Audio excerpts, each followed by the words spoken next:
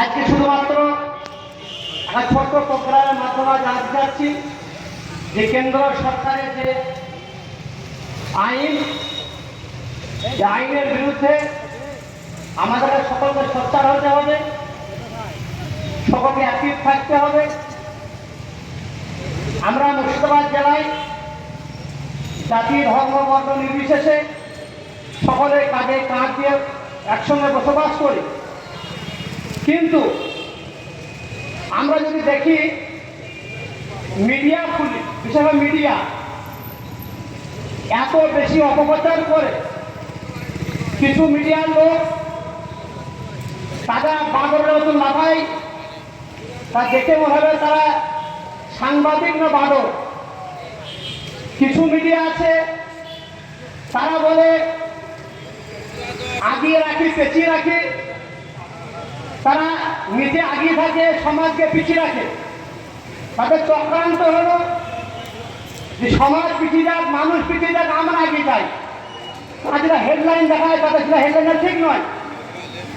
ফলে আমরা মানুষ যেভাবে বসবাস করি মুর্শিদাবাদের বুকে, এই মুর্শিদাবাদকে নিয়ে বড় চক্রান্ত করছে, মুর্শিদাবাদের মানুষকে পৃথিবীর বুকে দেশের বুকে খারাপভাবে অ্যাপ্লাই করছে, দেখাচ্ছে।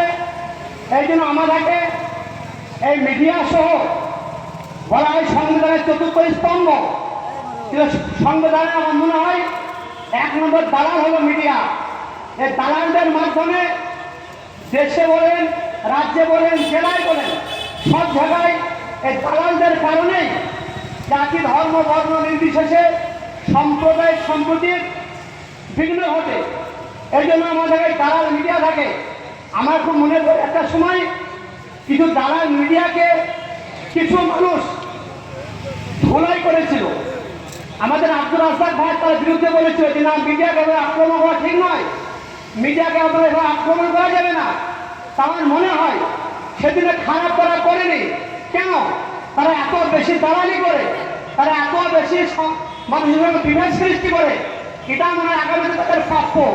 এই জন্য আমরা জেলাতে আমরা যারা বসবাস করি সাম্প্রদায়িক সম্প্রীতি বজায় রেখে সবার সঙ্গে মিলে, সব সম্প্রদায়ের সঙ্গে একসঙ্গে মিলে জেলার উন্নতি, জেলার ভালো, জেলার আগামীতে জেলাকে আগিয়ে যাওয়া, আব্দুল রাজ্জাক ভাইয়ের নেতৃত্বে ইনশাল্লাহ আমরা জেলাতে আগিয়ে যাবো। এই বলে আমার সংক্ষিপ্ত বক্তব্য শেষ করলাম। আসসালামু আলাইকুম ওয়া রাহমাতুল্লাহি ওয়া বারাকাতুহু।